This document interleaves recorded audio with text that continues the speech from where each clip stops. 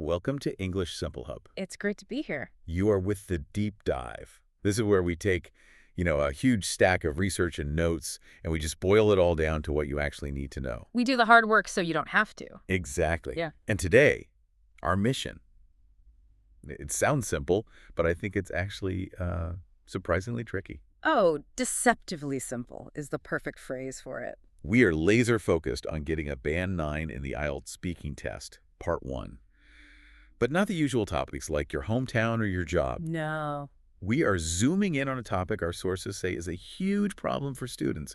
Voices. Voices. It just sounds so harmless, doesn't it? Right. You walk in, you're all prepared, and then the examiner asks you, so, do you like the sound of your own voice? It's a total curveball. I mean, who even thinks about that? Almost nobody. And that's exactly why it can, really hurt a student's score. When you get a question you're not ready for, you freeze. Yeah, you panic. Your vocabulary just shrinks, and you end up giving these really short, safe, maybe band 6 answers.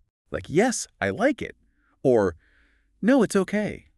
And looking at the notes, the path to Band 9 isn't about knowing the science of it all. It's about having a toolkit of words.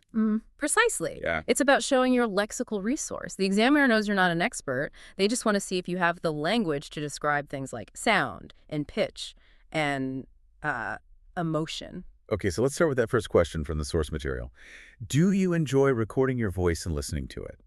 My gut reaction is just no. And if you just say, no, I don't, you've answered the question, but, well, you failed to show any advanced language, you've bored the examiner. Okay, so no is a trap. How do we get out of it? The source says we need a strong opening. It's all about attitude. A Band 9 speaker has strong opinions they can actually explain. And the source recommends starting with this exact phrase, absolutely not. Absolutely not. I like that. It's punchy. It immediately shows confidence. But you can't stop there. You have to explain why. And the source gives us another key phrase. I can't stand the sound of my voice. Can't stand. Okay, pause there. Why is that better than just saying, I hate my voice? Hate is a strong word. It's strong, but it's basic. It's like first week of English basic, I can't stand, is more idiomatic. It suggests that the sound is physically, unbearable to you. A physical reaction. Yeah. And speaking of that, this is where the notes get really interesting. They bring up a word I see all over the internet. The word is cringe. Yes. Crazy. A fantastic word. But wait, isn't that just slang? Like, if I say that's so cringe in an exam, won't the examiner think I'm just copying TikTok? That's a really good question. And yes, if you use it badly, it could sound like that. But the source material breaks down the physical definition of the verb. Okay. To cringe literally means your body recoils in embarrassment. Yeah. Your shoulders go up, your face kind of crumples. Your face crumples. That's such a great image. It is. So if you say, when I hear my voice on a recording, I actually cringe, you're not using slang. You're describing a physical action. That's high level. Ah, I see the difference. So you're describing the verb, the action. Well, the source does actually mention the adjective too cringy, and this is where we need to be a little bit careful. Right. The notes say it's often used by younger people about their parents. Like, oh, Mom, you're so cringy. It's that feeling of secondhand embarrassment. And the experts in our notes say this is fine for the speaking test, but only part 1 because it's informal. So definitely don't write the government's policy as cringy in my essay. Absolutely not. You'll be in big trouble. It's all about context. Okay, so we've covered having a strong opinion, absolutely not, can't stand, cringe. But what if you don't know? Your mind is blank. The I don't know panic. Yeah, this happens all the time with the question, has your voice ever changed? I mean, I guess. I haven't kept a diary about it. If I just say, I don't know, it feels like I'm giving up. You are. It's a conversation killer.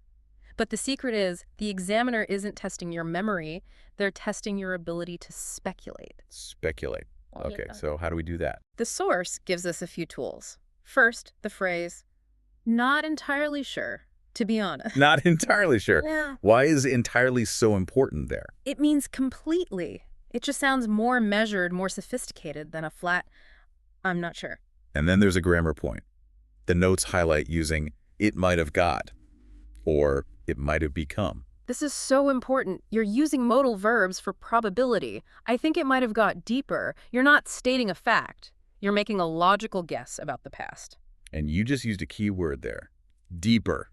Let's talk about the vocabulary for this. Right. For aging voices, we almost always use deeper or lower. But for your younger voice, in the past we'd say high-pitched, High-pitched. That's different from just saying loud, isn't it? Very different. Loudness is about volume. Pitch is about frequency, like a note on a piano, showing you know that difference is a sign of precision. So a good answer would be something like, well, I'm not entirely sure, to be honest. I guess it was probably high-pitched when I was young, whereas now it might have got a bit deeper. That is a perfect Band 9 sentence. You've shown uncertainty, speculation, precise vocabulary, and complex grammar. All from I don't know. Okay, before we get to the really annoying sounds, we want to know who is listening. We always love seeing where everyone is from. It's amazing. It really is. So just pause for a second and comment down below which country you're watching from right now.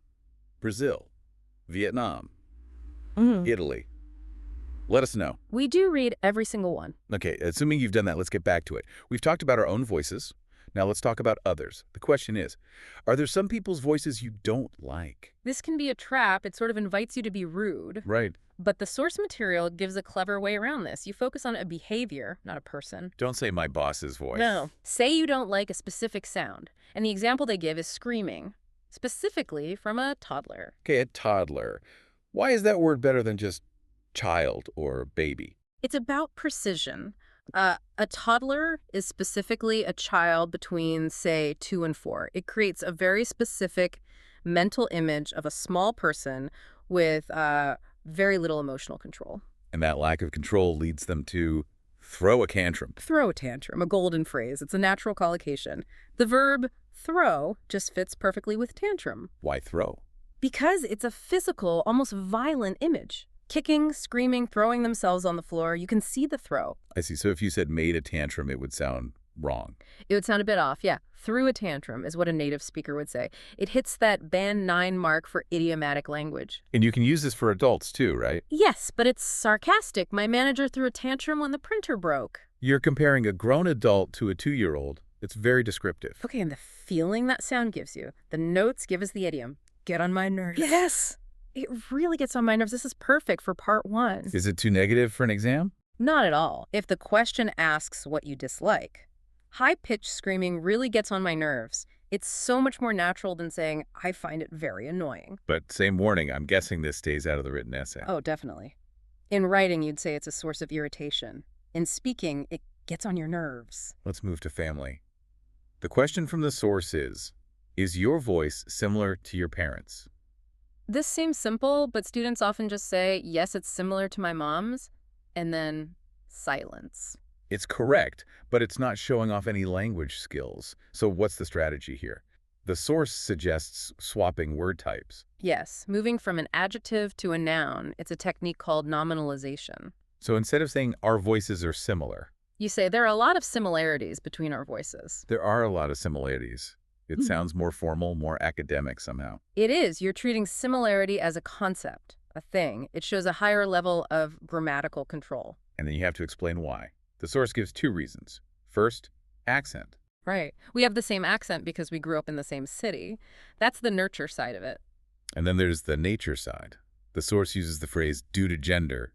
That sounds very formal. It is formal, but it works perfectly here because you're explaining a biological reason. My voice has more similarities to my mother's, which is probably just due to gender. Wow, so you're mixing a casual observation with a sort of scientific, formal reason. Exactly. You're showing your range. That's Band 9. Okay, let's close the loop. Past versus present. The question, is your voice different from when you were young? This is a classic compare and contrast question. And the key word here is whereas. Whereas. I like that word. It feels like a pivot in the middle of a sentence. It's like a seesaw, past on one side, present on the other. My voice used to be quite high-pitched, whereas now it has a much lower pitch. And you need opposite words to make that work. The source suggests animated or dynamic for a child's voice. Right. Dynamic means it's lively, it's moving up and down all the time. And the opposite for an adult voice. The word here is monotone. Monotone, or maybe flat. Monotone. I had a history teacher whose voice was completely monotone. The class was so boring. Can I say the class was monotone? Ah, that's a brilliant question, and a common mistake. The voice is monotone, but the feeling it creates, the boring book or the boring lecture, That is monotonous. Monotonous. That's a tiny difference. It's tiny, but if you can make that distinction in the exam, his voice was so monotone that the lecture became monotonous, the examiner will be incredibly impressed. That's a great tip. And finally, there's a discourse marker as well as that. Yes, just a nice informal way to add another point. As well as that, I think I speak more slowly now. The source notes that for writing, you'd want something more formal, like in addition. It really is about knowing which tool is for which job, isn't it? That is the absolute definition of fluency. It's not just knowing big words. It's knowing that cringe is for a personal story, Yeah. and monotonous is for describing a boring film. So let's just quickly recap the main tools. First, have a strong attitude. Absolutely not. Can't stand. Second, be precise. Don't just say similar. Say there are similarities. Use toddler, not just child. And third, use grammar to show your thinking.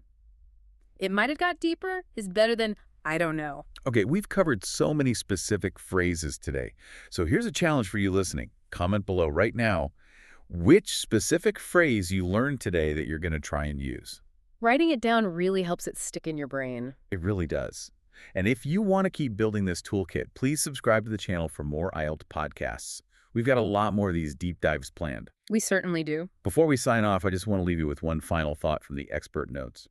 We talked about voices becoming monotone as we get older. Yes. It's a bit of a philosophical point. The source notes that we lose that dynamic, animated pitch we had as kids. And it makes you wonder, What does it mean? does losing that musicality in our voice mean we're losing our enthusiasm for life? Or does it just mean we're becoming more controlled, more mature? Are we becoming boring, or are we just growing up? Something to think about. And if you can bring a little thought like that into your answer, well, you'll definitely stand out. I love that. Thanks for listening to English Simple Hub. We'll see you in the next deep dive. Goodbye, everyone.